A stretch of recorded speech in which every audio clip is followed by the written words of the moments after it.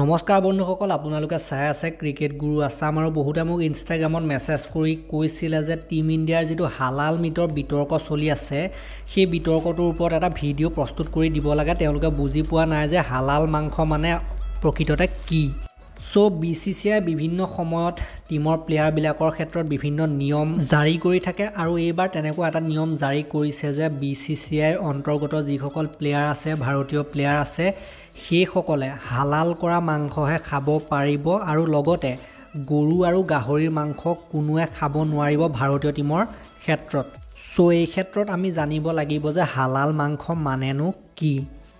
So হালাল কৰা মাংস মানে হৈছে এনেকুৱা প্ৰকাৰৰ এটা মাংস যিটো মাংসত সাধাৰণতে প্ৰাণীটোক যেতিয়া মাৰে, ধৰক যিটো প্ৰাণী মাৰিব খাবৰ বাবে, সেই প্ৰাণীটোৰ নিজৰ ডিঙি বা গলৰ ওচৰৰ যিডাল শিৰ, সেই আচল শিৰডাল কাটি দিয়া হয় আৰু সেই শিৰডাল কাটি যিমানখিনি তেজ আছিলে সেই প্ৰাণীটোৰ গাত সেই গোটেই তেজখিনি যাবলৈ দিয়া হয় আৰু সেই গোটেই তেজখিনি ওলাই যোৱাৰ পাছতহে সেই প্ৰাণীটোৰ পৰা মাংসখিনি আহৰণ কৰি সেই মাংসখিনি খাবলৈ লোৱা হয়। তাক হালাল কৰা মাংস বুলি কোৱা হয়।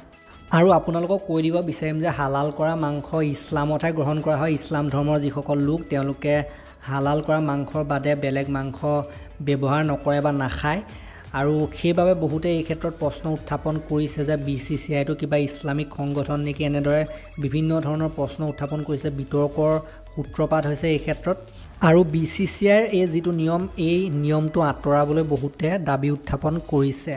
কিন্তু এই ক্ষেত্ৰত এটা কথা উল্লেখযোগ্য যে যিটো হালাল কৰা মিট, সেই হালাল কৰা মিটটো খালে প্লেয়াৰসকলৰ স্বাস্থ্যৰ কাৰণে ভাল, প্লেয়াৰসকল হেল্ডি থাকে আৰু সেইটো বিজ্ঞানসন্মতভাৱেও প্ৰমাণিত যে হালাল কৰা মাংস খালে স্বাস্থ্যৰ বেছি উন্নতি হয় আৰু এইবাবেই BCCI এইটো সঠিক সিদ্ধান্ত গ্ৰহণ কৰিছে বুলি বহুতে মত পোষণ কৰিছে।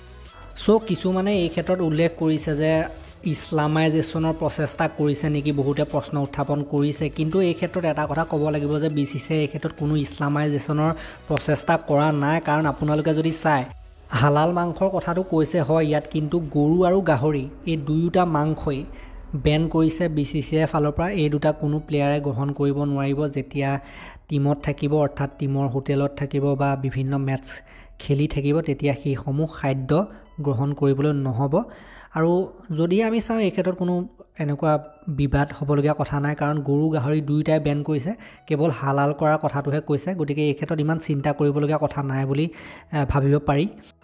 আৰু এই ক্ষেত্ৰত ইমান চিন্তা চৰ্চা কৰিও লাভ নাই, কাৰণ প্লেয়াৰৰ ফিটনেছৰ কাৰণে যদি সেইটো এটা ভাল কথা হয়, সেইটো এটা পজিটিভ দিশ বুলি আমি ক'ব লাগিব। সো আজিলৈ এই ভিডিঅ'টিত ইমানেই। যদিহে আপোনালোকে ভাল পালে তেন্তে এটা লাইক দিব, শ্বেয়াৰ কৰিব আৰু চেনেলটোলৈ নতুনকৈ আহিছে যদি ছাবস্ক্ৰাইব কৰি ঘণ্টাটো দবাই থৈ যাবলৈ নাপাহৰিব। ঘণ্টাটো দবাই থ'লে মোৰ আহিবলগীয়া ভিডিঅ'সমূহৰ লগত আপোনালোকে আপডেটেড হৈ থাকিব পাৰিব। তেতিয়ালৈকে ধন্যবাদ।